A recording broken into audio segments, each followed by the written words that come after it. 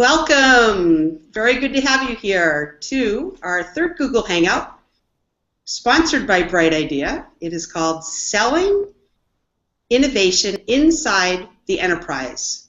So today we're very fortunate to have three excellent panelists who really come from industries that are more risk adverse. So it's really, really interesting to hear their viewpoints as to how they're really changing a culture and really being able to influence innovation and innovation management inside their companies. So first we have Laurent Benichou, who's Director of Innovation and Foresight. He's with the AXA Group, and they really are the holding company for AXA. They run the contests for multiple AXA entities around the world, and really they have to sell the ideas to the countries and so the local teams can do the implementation. So it's really a challenging role, especially as you're in, he's in more of a risk-adverse industry. And then we have Gary Hasty, who's Director of Strategy and Innovation for AT&T. What's really interesting with AT&T, I think we all think of AT&T as, the large phone company, but, the truth is about over 25% of their revenues are not from mobile or traditional phones. They're really the largest provider of Internet and things. They're in AI, artificial intelligence, and everything else you could think of. So, Gary's really helping to lead the way on innovation and having more acceptance within AT&T there. And then we're very fortunate also to have Valerie, Lancelle, the VP of Enterprise Innovation at U.S. Bank. They're the 5th largest commercial bank in the U.S., and they provide many services, of course banking, but in addition, insurance, investments, mortgages, and many, many more. So I really want to thank them for taking the time through the Google Hangout. Before we jump in and get started, a couple things. You will get a record of this Hangout. We have it coming out tomorrow. And then we also want to make sure we're standing by in social. Our handle on Twitter is @BrightIdeaHQ, and we're using #innovation, #leadership, and we'd very much love to hear from you. All right? So with that, let's go ahead and get rolling here. To help you get to know the panelists a little bit more, though, I'd like to just go around and have them share with you a fun fact that you can't Google about them and couldn't know about them. So Gary, let's start with you. All right, Gary Hasty, like I said, from AT&T, Director of Innovation and Strategy.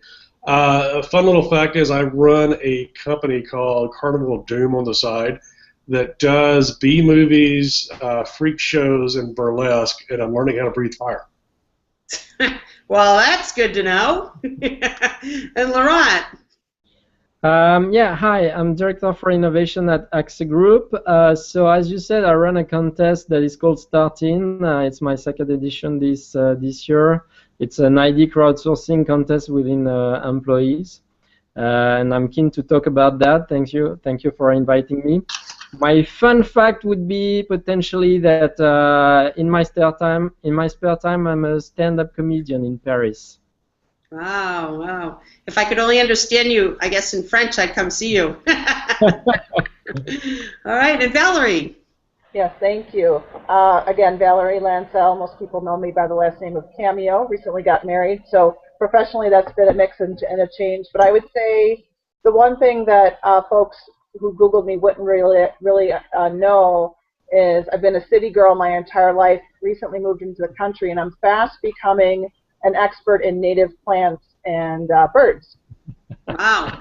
Well, that's interesting. Well, while we have you here, let's start with the questions. So Valerie, could you share with us in terms of really what's your elevator pitch or maybe your most surprising outcome or stats that you really use to help you sell innovation internally, and why did you choose it? How did it work? And you're on mute. We recognized early on, 2008 actually, that as an organization we needed to grow organically. The old days of banks growing by merger and acquisition were really going to the wayside, and we felt that innovation would be key to that organic growth. So our elevator pitch has always been around understanding what innovation means to us, to our employees and customers in particular. And for employees, it's really defining innovation, providing a process, tools, and techniques that they can use, and helping them see the value of thinking differently challenging the status quo, and really seeking ways to understand the perspective of the customer, and those goals and objectives are still in play today. On the customer side, we really want to align our innovation activities so that we understand the needs of the customer, their challenges. We want to be a partner in their financial world. And whether we're looking at small business customers, consumers, or even a wholesale client, we want to be one step ahead, understand their pain points, the challenges that they face, solve those problems using innovation. So for us, again, it really is finding ways to educate and share. Responses to innovation within the bank have been mixed, right? Most employees are skeptical. You can imagine a financial institution with a history like ours and many of the other financial institutions that were conservative, risk-averse, safe. So we really want to show them examples of successes, things that we've done externally that went to market, internal changes that we've made that have improved business models or processes. And again, really want to make sure that we align our innovation activities to things that make sense to our employees and customers. So again, the elevator pitch is really on education, aligning our innovation opportunities to pain points and challenges that we see out in the market today. Great, great. Well, thank you for that. One thing you mentioned about... I think also we're all, whether Gary on telecom or Valerie on banking or myself, we're all dealing with intangible products, and therefore we are exposed to digital disruption and to a lot of competition. Therefore, if you don't innovate, digital disruptors are coming, barbarians are at the gate. If you don't innovate, you're pretty sure that you won't exist in 10 years' time. Right. And one thing, Valerie, you said, make sure you show them the successes. I found it useful to show them the failures too. Absolutely. If I can fail in something in 10 weeks, we're not funding it for the next 3 years. Yeah, that's great point. Great point. So Gary, while I have you here, let's move and ask you, who would you recommend be put on the short list for vetting and reaching out to internally about your program, your funding? Who do you want to be buddies with? And here my role at AT&T, I work with internal and external. So I'm teaching innovation outside of AT&T and inside. So I felt that marketing and HR were my friends. The marketing is where the money is. They're the ones spending the money these days. They're the ones telling IT where to spend the money. And HR is looking for, especially like within AT&T, we're trying to make this very uncool company cool. And so they're looking to how are we going to approach college hires? How can we show them that this isn't the old phone company where if you fail you're out. It's a place where you can come and grow and experiment and things like that. So basically, leaning on the CMO and HR departments has been great. HR not so much for funding because they have no funding. The CMOs have actual funding that they can help you with. I've always steered clear away from doing a lot of the innovation inside the technology side, because if you're looking at the CIOs and the IT groups, well, the lines of business aren't talking to those people anyway. So you may get relegated to an R&D function rather than a true innovation group. Yeah, I agree. I think it should be a company-wide. Whenever you have some ambition with innovation, it should be company-wide. On my ID crowdsourcing contest within AXA employees, I tapped the COO directly, and she's in the executive committee, so she's quite powerful.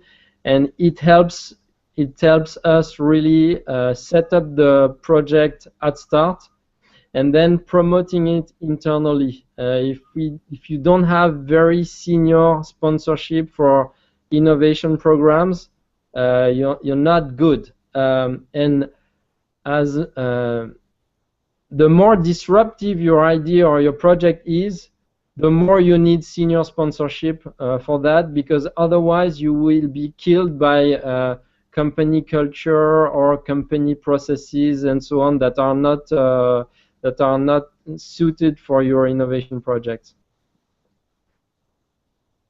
Interesting. Well, I'd love to get back to Gary and just ask Gary, can you elaborate a little more on, like, who's your biggest champion internally that you go after, across the company, and give some examples maybe on how did they help you? Well, we're lucky that we've got we got some high-level champions within AT&T. We've got a couple of groups, such as our emerging devices, which is really a startup within an enterprise. And so they were told to go out and look for new devices, look for new things, and it was a true startup. I came out of the AT&T Labs organization, where Labs was a great place for invention. So we're still doing 3 patents a day. Every business day, we've got 3 new patents. But those inventions sit on people's desk. So what AT&T did is we started up the AT&T Foundry, which was a way of taking a lot of those inventions, pulling them out into our foundries, and doing something with those inventions, and trying to gamify it a little bit more and get everybody involved. So in our foundries, where we're looking at, I always talk about the labs as, I had 40 PhDs working for me in the labs. In the foundry, that's where we have the college dropouts who do really cool stuff.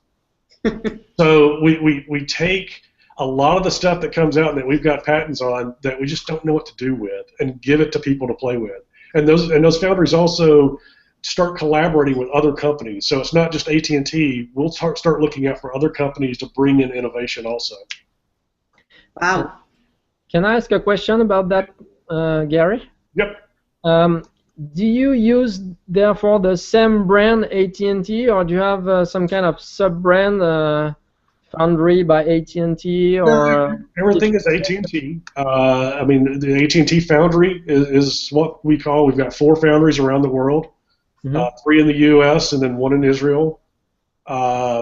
So everything is branded still AT&T. We've got some internal groups that we may call a little differently, but yeah, you're going to see the AT&T logo everywhere. Okay. It really is interesting, though, when you look at, your comment about it's okay to fail, right, Gary? But also when we're talking about such risk-averse companies, that there really is so much innovation happening there. Well, yeah, and that's the hardest thing with changing a culture like AT&T, where you couldn't fail. Right. Well, that's similar to us as well at U.S. Bank. Failure was always that bad word, right? But as you all know, innovation is about taking managed risks, trying things, trying and failing fast, failing often, but making sure, most importantly, that you learn from those failures, if you will, and grow and learn. I think that's been one of the lessons that we continue to talk about in our world, and stress the importance of, if you're going to fail, great. What did you learn? How can we avoid that next time? Or what do we learn from it that we can build on? Yeah. Right. Right. Just for the folks that it looked like had joined a little bit later, I just want to make sure that folks know we're talking now on selling innovation inside your enterprise. If you have any questions, please be sure to either reach out in social at Brightidea HQ, or you can go to the Q&A panel and insert or write in your questions. So would love to hear from you, would love to hear any comments through social. And then there's also 2 polls. If you'd be kind enough to take the polls that you can see below your screen, that would be wonderful. So with that, let's continue. Appreciate having everyone here. So just moving to the next, what I'd love to hear, Valerie, since I have you up here, is when you're researching innovation program vendors, what was really your criteria, specifically maybe the top 2 must-haves that you felt you couldn't live without? And how did they help you sell your decision internally? Yeah, Gretchen, that's a great question. For us, it really was around 2 key factors, usability and flexibility. So for us, when we were considering a solution, is it easy for users to submit an idea, comment on that idea? Can they do those things without having specific training? Is it easy for our evaluators and judges to complete their tasks and provide things in a fast, easy way? Is it easy for us to administer? We have a small team, want to make sure we can help facilitate this activity, so it needs to be really easy to administer. And then on the flexibility side, how flexible is the solution? We have a variety of business lines, as you mentioned in the intro. Can we provide various voting options or opportunities to look at ideas? Can we change up the evaluation criteria to meet their needs and to make sure that we fit each line of business? And of course, cost was a factor. We did look at per license cost and how that played in our decision making. For us, though, really, if the tool wasn't easy to use and manage, I think there would be a hesitancy to use it. It's just another thing to do. It's a tedious process. So we want to make sure that the tool was easy enough for our employees to focus on the ideas that they want to submit, not the tool itself. You know, are they meeting the needs of the customers? Are they solving that problem? Are the solutions that they're providing going to build loyalty of customers, keep them with us longer, make sure we're meeting their needs? And if I may add something, the tool, of course, is crucial. I fully agree with Valerie. What I would add, though, is that around the tool, what I really value, and by the way, what I had with Brightidea, because Brightidea is my provider for my ID crowdsourcing platform. What I have is excellent support, and it should be valued and it should be looked for when you send RFPs to vendors, because you don't want just a tool that you cannot use. You want the support around the tool to implement the tool technically, but also the support to make the contest work. And this is what I have with Kristen Futter that really rocks at Brightidea. I have the support on the tool plus the incentive plan around the contest, some coaching about how to make my contest roll, and so on. This is very important to take into consideration when you choose your vendor. Great, thanks, Laurent. And no, we didn't pay Laurent to say that, but we appreciate hearing that from Brightidea. And I mean, I wouldn't be saying it otherwise. Yeah, well, thank you. No, we absolutely, Brightidea absolutely cares that we're making sure to walk you through the innovation journey. And I will just say, if you do want to visit our website, www.brightidea.com, we have a lot of free materials that can take you through, you know, maybe some of these thought processes. So again, I'm not making a sales pitch, but I do want to make sure you know that that is available. Okay? So with that, why don't I jump, Valerie? I'd love to hear a little bit more in terms of your top stumbling blocks to really try to get the budget approval, and how did you overcome it? Well, one of my personal successes here at the bank actually happened back in 2009. I was asked to lead our first cross-disciplinary disruptive innovation activity, brought a team together, and we really were looking at finding ways to bring more customers to the bank. So we thought qualitative research, and specifically ethnography, was the key to do that if we were to be successful. But prior to that, this activity, qualitative research was dismissed and seen as too squishy. So after all, you know, we are a bank and numbers is our game. So it was really a challenge for us to get senior leaders and folks to understand why that research and why those findings would be so critical. You know, we also wanted to make sure that the solution we provided was going to drive loyalty and retention. Even if that wasn't an immediate goal, we knew that was also a sub-goal. So I was persistent in my ask. Ethnography and other qualitative research isn't exactly cheap, but I wanted to make sure that senior leaders understood the mission of the goal, what we were trying to accomplish, and that really if we were going to bring new consumers to the bank, we couldn't talk to customers we already had. So without ethnography, we weren't going to get the necessary insights we needed to bring those new users to the bank. So my persistence did pay off. After several weeks of the same message, being consistent in my approach and the why, we got the funding. And now we use ethnography and other qualitative tools when needed. That was like the first success and a challenging stumbling block, but over time we've been able to show the value of that as well as the value of the idea tool that we have today. Great, great. I mean, I have to say a lot of very good information, especially as I look at some of the challenges you must have shifting culture internally. So absolutely. So Laurent, yeah. Basically, when you did obtain approval, right? Yeah. What goals did you work to commit to, and how did that work out for you? So it's a little bit complex on the first edition because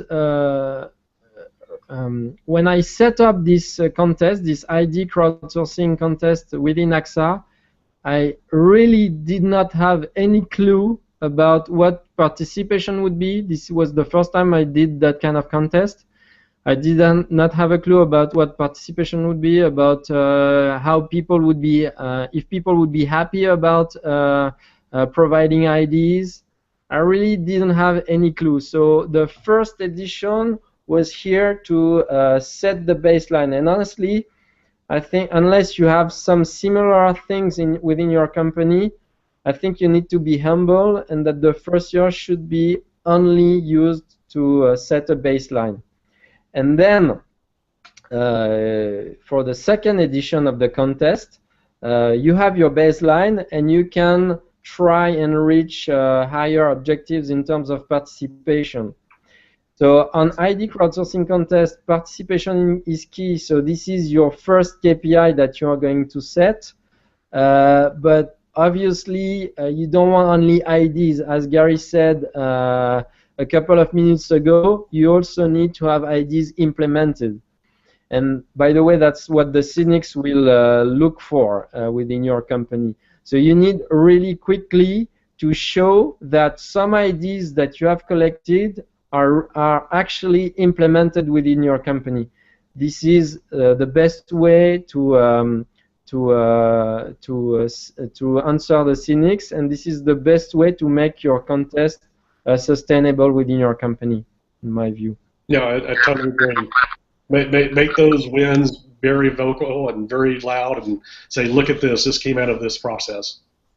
Yeah, I think in addition to the communication factor of talking about those wins, right, it's also important to make sure that the campaigns or the idea campaigns, the idea challenges that you are taking into your companies are meeting a need, right? Is it a challenge or a pain point for a senior leader? Is there merit? So if someone shares an idea, there's a more likelihood for it to be selected than if it's just any broadly based, give me your best idea kind of thing. Yeah.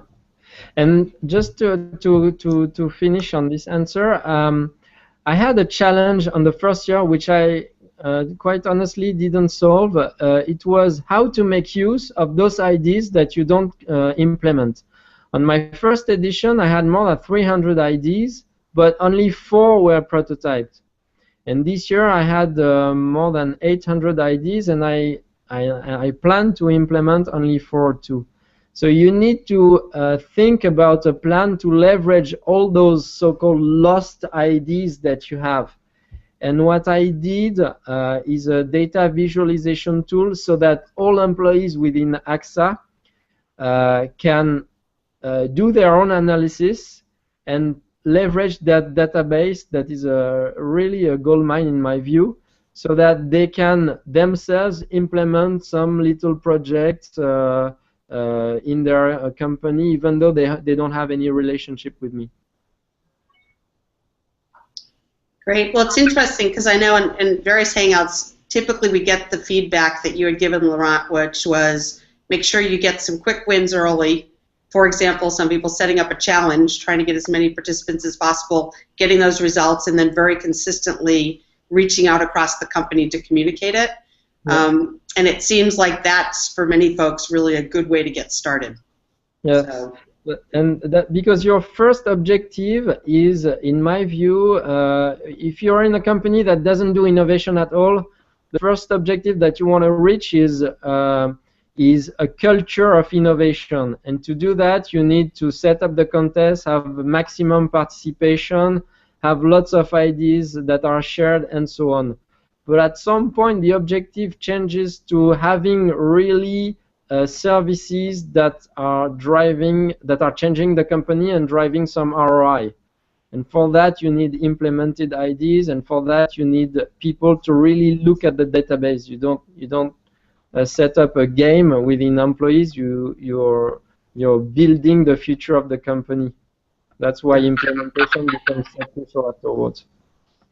Yeah, I think that's well said. You know, when we first started this journey, it was all about employee engagement, right? Getting people comfortable with sharing ideas and submitting ideas. But now, to Laurent's point, we do want to make sure that we align those ideas with meeting a need, solving a problem, generating new business. Yeah. Great. Well, now let's get to the meat of the discussion. Again, for anyone who'd like to tweet or anything, let's love to hear from you from Brightidea HQ. Hashtag innovation, hashtag leadership. Also, be sure to put in your questions. We will allow about 15 minutes at the end to do Q&A, so please do engage with us. So now what we'd love to get to is the heart of all this. And Valerie, since I have you up here, how did you sell your innovation program internally, and how does your approach vary at the different levels? I know I've heard a lot of different people ask, yeah, but at the senior level it's different than the mid-level or junior. So can you, take that? Sure, Gretchen. So that's a great question. For most employees, we have 67,000 employees. For most employees, our goal really is to provide that awareness of the innovation work we do and the successes that we've had. We provide intranet articles, blog posts within our internal community, and really want to make sure that we communicate out what's happening and why. And really, communication, regardless of level, is critical for innovation to be successful within any organization, in my opinion. So for employees that are seeking change, whether they want to improve a back-end process, or they're solving a pain point for their clients, or maybe they're even seeking ways to be more innovative, where are those opportunities? We want to think about offering formal education programs, which we do today, training. We provide resources to help them identify problems, solve problems, get research done, and the like. And then for senior leadership, we provide them regular updates on all the activities that we do, whether it's just a proof of concept, a pilot, or a more formal idea moving into implementation and launch. We also host events within the organization to help generate ideas, share ideas, build out ideas, prototype quickly. And really, regardless of which level of the organization we're addressing, we stress the notion of failure. We talked about it earlier, that failure really is a vital part of making innovation successful, and it is a vital part of our process today.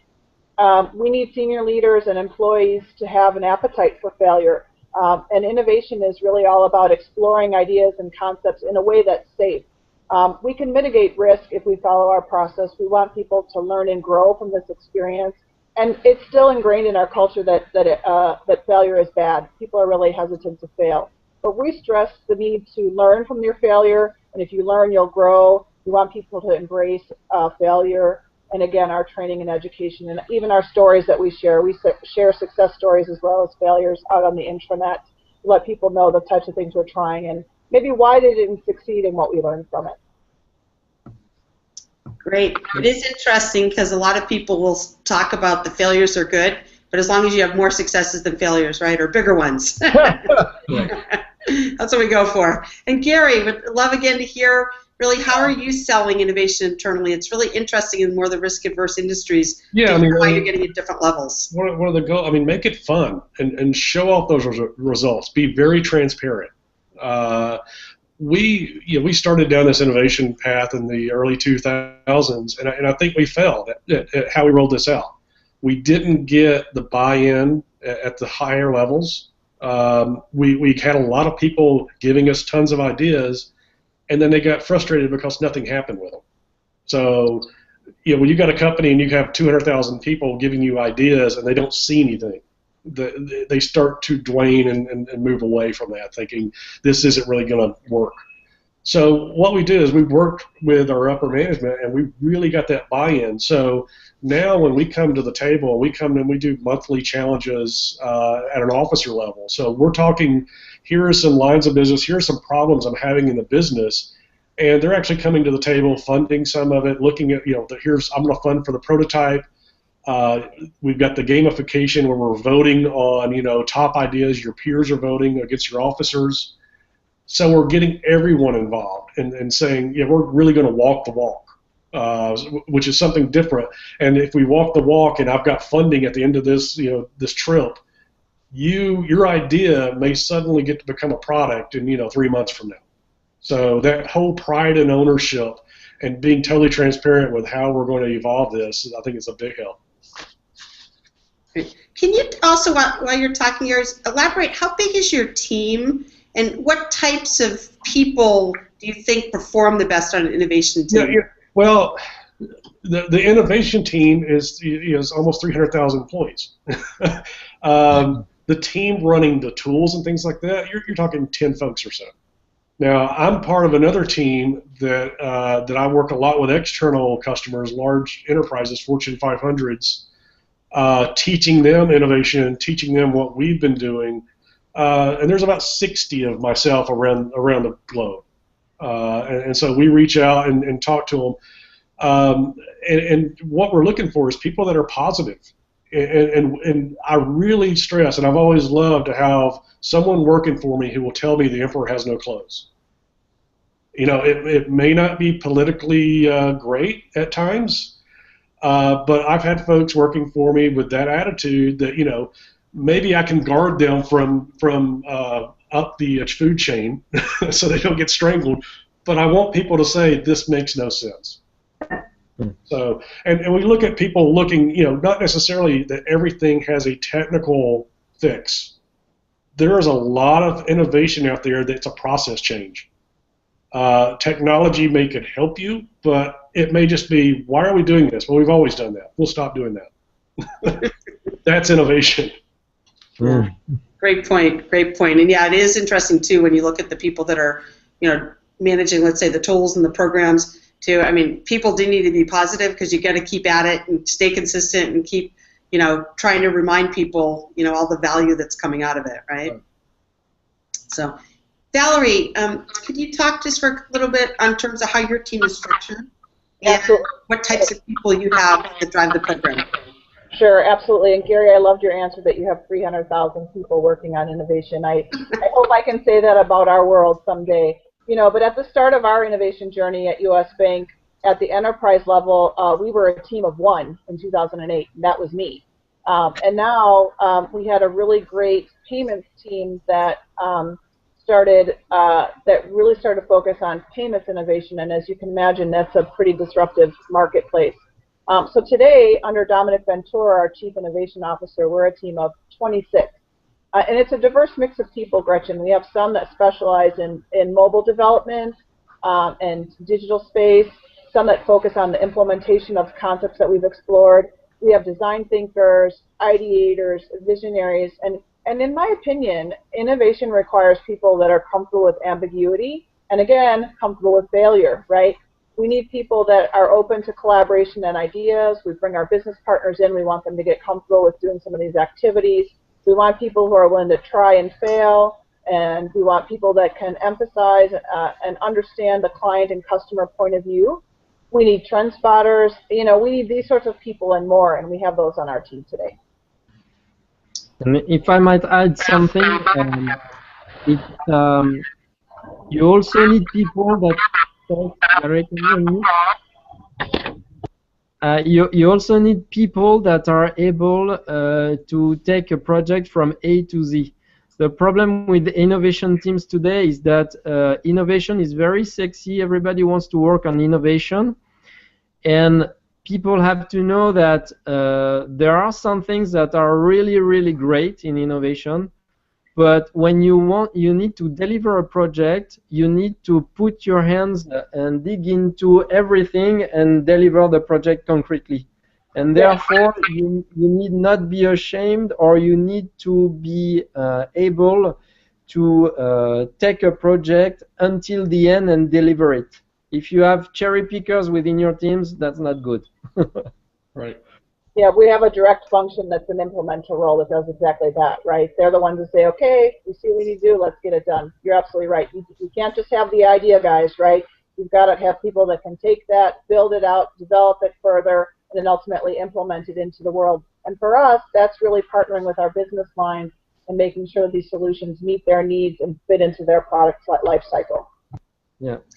Valerie, can you elaborate a little further with what else is your team doing to really be able to build internal awareness about what you're doing, and then how are you grabbing those upper management? You know, we've talked a little bit about it, but are there any stories you can tell, or ways you've made it happen?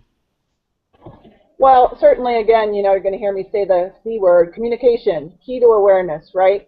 When we ran our first innovation activity, weekly meetings with key stakeholders and monthly sessions with our sponsor were critical, because the innovation process was new and foreign. We were trying to solve a problem, but we didn't know what the solution was yet. And normally you've got a project, you know what the product and solution is going to look like. This was totally new. So today we provide regular updates to sponsors and stakeholders and provide executive sessions meant to provide a detailed view into the process so they know what's happening, when and why, who's involved, what happens next, that sort of thing. We also, as I mentioned earlier, provide case studies and other materials that tell our story to the broader organization. You know, when something's new and unique, you can never over-communicate. The other thing that we do that I think adds value and helps upper management understand the value of innovation and maybe the successes that we've had is to be able to help them understand the customer perspective, whether it's looking at what millennials need or want in an employer or in a bank or financial institution, or looking at the 50-plus nation and how the American population is, you know, significant number are 50 or older. What does their next phase of life look like? We try to help our business lines and our senior leaders understand the challenges that those consumers are facing so that we can try to find solutions and help them innovate around that problem. It's always a challenge, but it seems like you guys have been very successful. So, Laurent, along the idea of executives and upper management, what are your top 2 strategies you use in order to get the internal executive sponsor, and you know who they really, we assume, could have the best impact on successes? But how are you grabbing them and keeping them? Okay. I think first, of course, you need senior management on your side, and to do that, I think you need to convey a message of urgency. You need to explain why it is so crucial to embrace innovation right now, or to implement this or that project. And to do so, a couple of tricks. You can. What I like to do is make an exercise of in the shoes of my competitors. So I do the exercise, okay, if I were my main competitor, what would I do? And I do the roadmap of my competitor. And I show it to my COO or my CEO, and he starts to think, oh, okay, we're not good, we need to react. You also need to what you can do is to tell stories about other industries that were crushed by digital disruptors, for example. That is good to convince senior management. Another thing you can do is to do some post-mortem analysis about a project that you consider was great and was terminated by the organization, and you start analyzing why it was terminated. Maybe because it was not in line with the current processes that we have, and so on. So if you show that in the past you weren't able to implement innovation, or if you show that you really, really need to do this project, then senior management will follow. Of course, you need to have access to senior management to do that, but if you can, then senior management will follow you and will green light you for your project. So I'm making it very, very urgent to do the project, and I depict a very dull and bleak world when we don't do the project. Well, that's a good strategy. I mean, realistically, like you said, quick wins and make it urgent. I mean, you know, realistically, that's where executives are going to pay more attention, right? So let me just ask you also along those lines is, how are you winning over and growing the internal advocates at the senior level? I mean, to me, it sounds like you're saying it's quick wins, it's making sure things are urgent. Is there anything else, any other strategies, or is that it? So what I do is I try to onboard them. So for example, in my ID crowdsourcing contest, I have my CEO that is great and that is supporting the project, but she's also on the executive committee of the group. So when the contest is on, what I do is I organize some kind of pressure between the CEOs that are sharing the executive committees with her. So in other words, what I do is I say, okay, the contest has been on for 2 weeks. France is leader, or UK is the leader. Spain is a bit behind. Asia is lagging, for example. And I convey this message to my CEO, and she says that to the CEOs that are sharing the executive committee. And then the CEOs start to say to themselves, oh, okay, I'm late. Or, oh, okay, I'm leading. I need to keep the good pace. And then they report back to their teams, and their teams get a message from their CEO So it's very powerful. They assume that the CEO is well into the project and so on, and it keeps and it helps the ball roll. Yeah, friendly competition can do amazing things. Exactly. I mean, one of the things we look for is, I mean, just changing the conversation to talk about business problems. And so I've always had geeks and industrial engineering, working for me. So to talk to, to get the geeks to learn how to speak business and carry on that conversation, when leadership starts, listening to you asking about their business and not, the widget or this application, I think they open up a little bit more. What you can do also is, if you, for example, I have an ID crowdsourcing contest. What I do is I made a brand out of it. So it's called Startin, and I keep the brand when the projects are implemented. So therefore, people know when projects stemming from Startin are implemented that it comes from Startin actually. So they see that the program has an impact, and it helps us get advocates to the programs. So Valerie, as you're building advocates, could we do a little bit of a shift here? And I do want to get on to how do we build a community of external people so that we can, actually, are you focused at all on external? I probably should clarify that, not as much, right? So Gary, I'm going to have you continue on this one a little on external. Sure. So that we could really talk about how are you vetting ideas with the external community and why are they so important? You commented on them earlier. And granted, that's something AT&T, being a nice closed-off monopoly of the past, never did. We just did things and they were in our walls and that was it. Reaching out to the community now, I mean, that's huge. I mean, I'm here in Atlanta, where we've got a lot of incubator spaces that are popping up all over Atlanta. I'm always at incubations. There's a Technology Association of Georgia that I'm in. AT&T has reached out with Georgia Tech. We have a large partnership there. We do things from hackathons. We do, I think last year we did about 60 hackathons, which were 24-hour hackathons where we bring the geeks in. We have sponsors come in, 3 or 4 different partners coming together and saying, okay, here's a problem, go. And these hackathons are, we don't want a concept, we want a prototype after 24 hours. Granted, 95% of it's crap. but there's 5% that you're like, oh my God, that is the most amazing thing I've ever seen. So no, I think it's key that we are looking at more AT&T partnering with folks and saying, hey, we've got some intellectual property, you've got some intellectual property. What can we do together here to make something game-changing? And can I ask a question, Gary? When you do that, when you do a hackathon, for example, because I have a resource issue there. When you do a hackathon or a consumer crowdsourcing contest, you need some people and a lot of hands to analyze, to potentially answer consumers. How did you solve the manpower issue, or how do you find an ROI for your project? You get just a handful of good college hires that live off pizza and caffeine. Okay. We run these things much like a startup would. You wouldn't think this is an AT&T massive event. But we do things like we have a hackathon at CES every year in Vegas with a part of our developer summit. That's a little larger scale.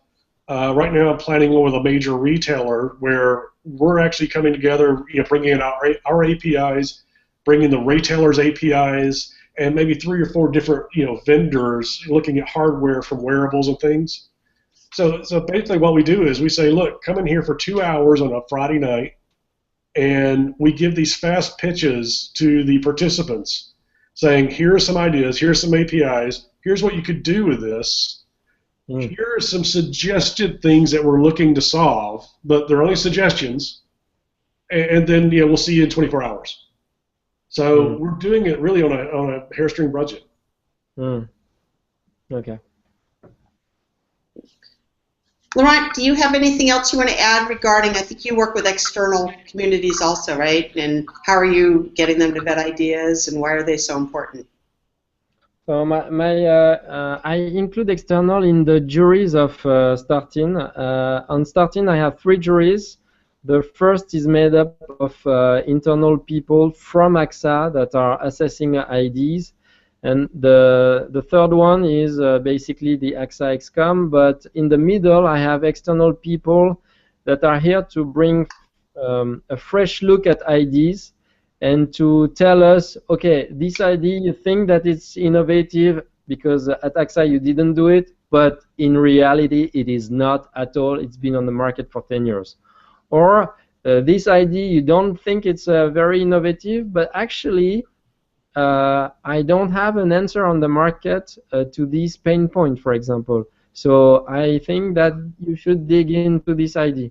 And those external people, they have twisted a little bit the ranking of IDs in the second edition of Startin. So it's really interesting if you have an ID crowdsourcing contest to bring in external people at some point. Yeah, it's interesting because we just signed a partnership with Idea Connection, and we're finding that our customers are definitely asking more in terms of, okay, can we leverage them to be able to really expand quickly externally, just to get that broader base fast. So it seems to show, another way and means to be able to sell in. Yeah. What I have was a community of so-called experts, and so it has pros and cons, but if you get consumers involved, then sometimes you need to give some feedback to them. So it's not as easy to use as experts that are for which whose voice will not be heard by everybody and so on. So dealing with consumers or external people that are not experts, I haven't done it at this point.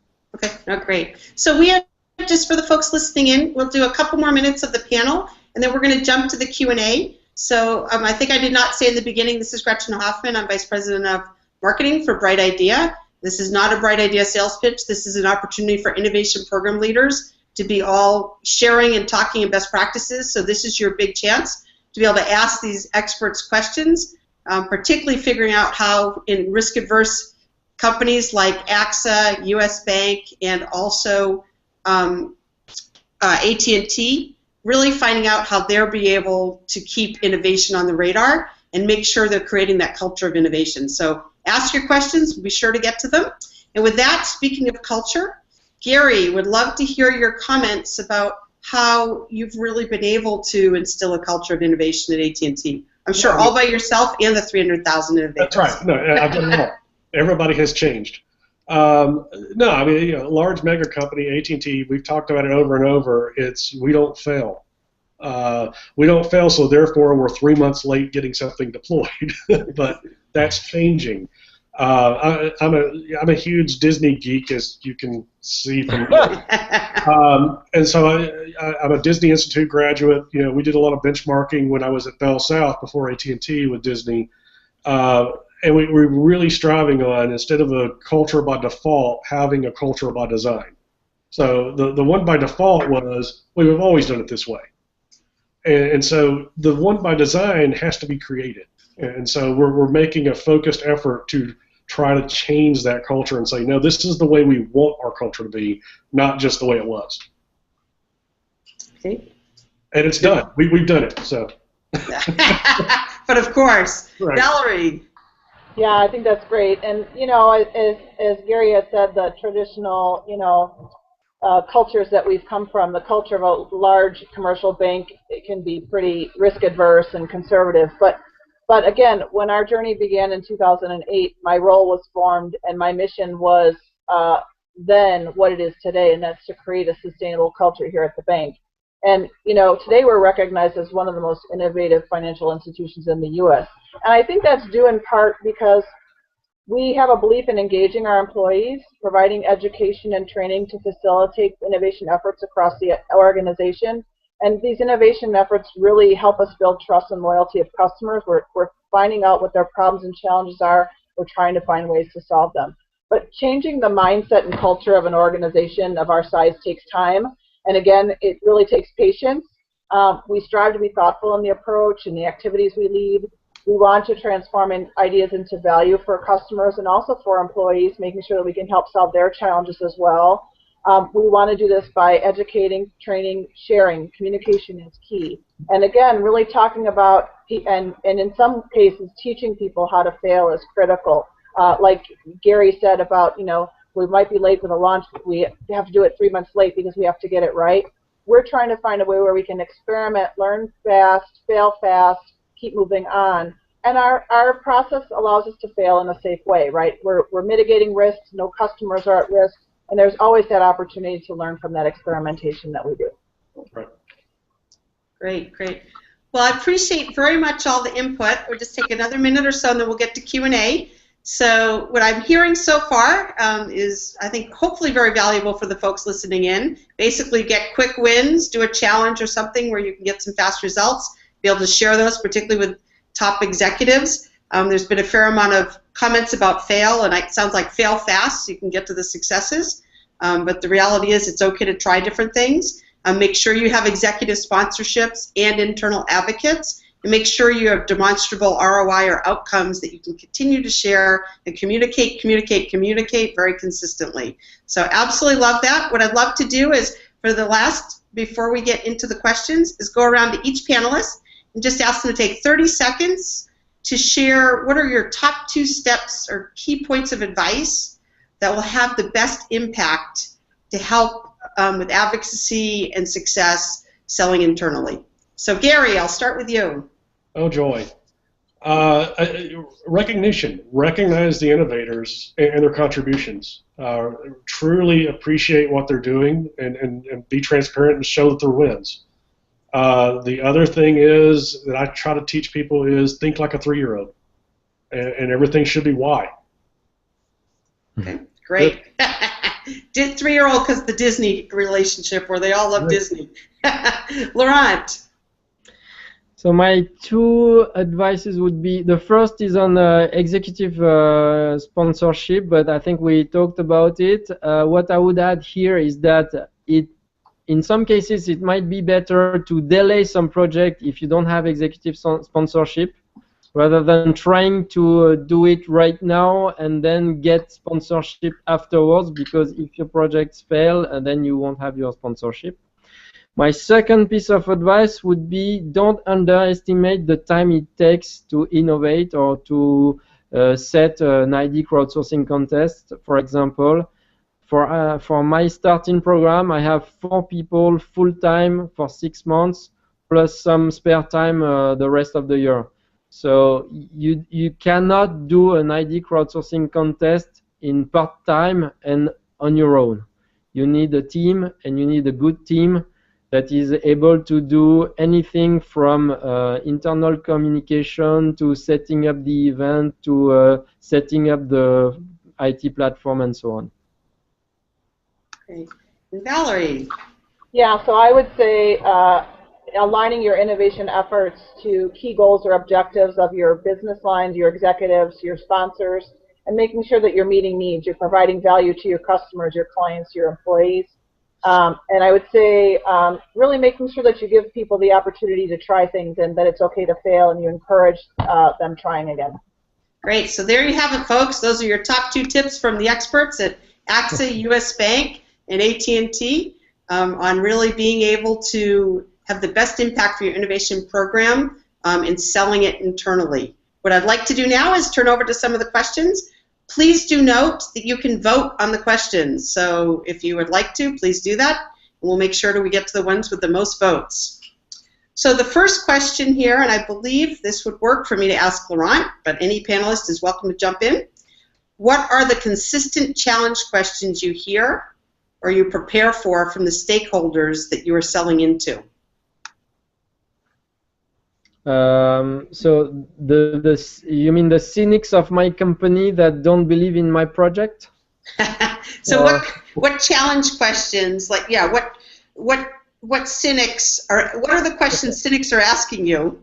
So the question that they're asking is first, what they say is ideas. It's easy to have ideas. The key is to implement them. Blah blah blah. What you need to show is that by crowdsourcing ID contest, you have better ideas than the ideas that you already have within your organization. And second, as I said earlier, you need to really implement some of them, those ideas, and implement them in the right way so that at some point they make product successes and they deliver some ROI. And if you are able to show that for 1 or 2 editions, then you're good. Great. Valerie, next question. Is it necessary to have a dedicated innovation team or group? And how many people are required to manage the process? Oh my gosh, that's not an easy question to answer. I think it really does depend on your ultimate goal, right? So for us today, we have a closed innovation process. We do not take ideas from customers today because that would require a lot of people, right?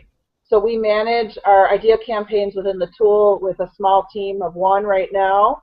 And we do innovation activities where business lines need us, so we will siphon out our 26 folks as needed. So I think, again, that answer is a little bit dependent on what your goals are. You know, if you want a culture like Apple or Google, I mean, they innovate all the time. It's part of their DNA. We hope to get there eventually, but for now, you know, we're trying to make do with a team of 26. Okay. The next question, and I'll let the panelists decide who would be best on this one.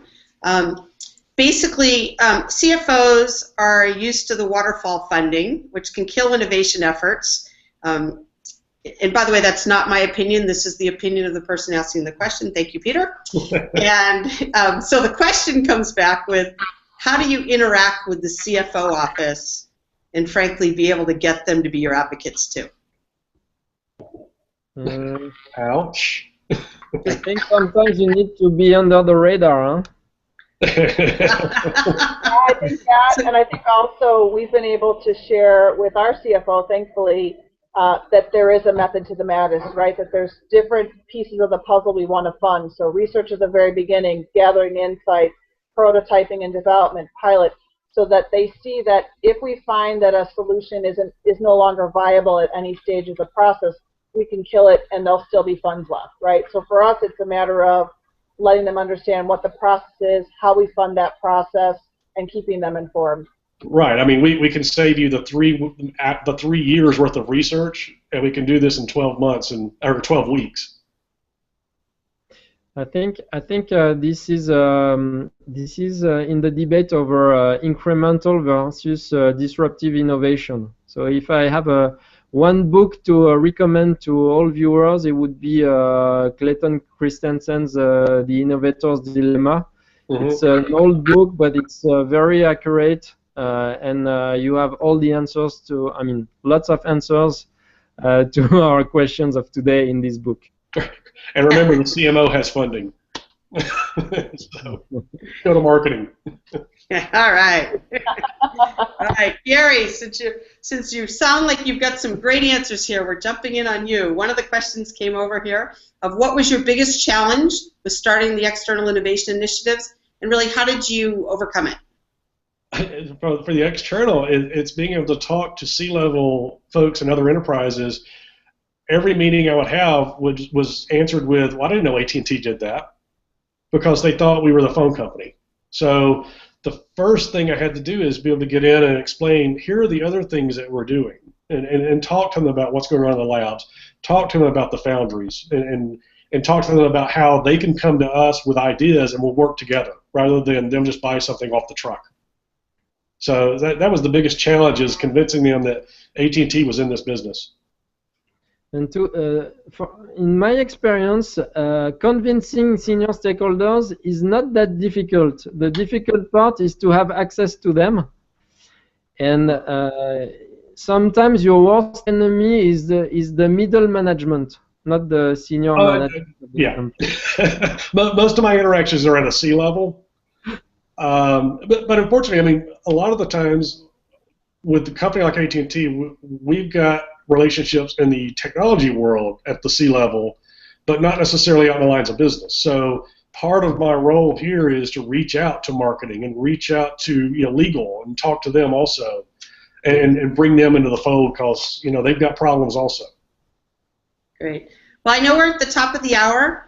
There was one or two questions we didn't get to, so I will reach out to those folks individually to make sure you do get your answers. I very much want to thank our panelists for their valuable innovation insights. And again, it's really, really incredible to hear the progress that has been made internally, selling internally in risk-averse companies, and that it's okay to fail, and that show the quick wins, and it's great to see the culture really is shifting, and it is everywhere for companies that want to be competitive.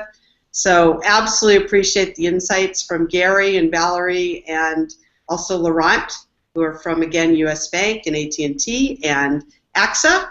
And if you do have any additional needs or questions, we'd love you to visit www.brightidea.com or tweet with us at BrightIdeaHQ. We have a lot of free resources. We offer innovation program methodologies, software to really help you on your journey to success with your innovation program, and would love to be in touch.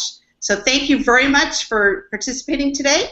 Thank you, if you have any questions, we'd love to hear from you. Again, this is Gretchen Hoffman, Vice President of Marketing at Brightidea. Thank you very much to our panelists. Thanks. Thank you so much. Thank you.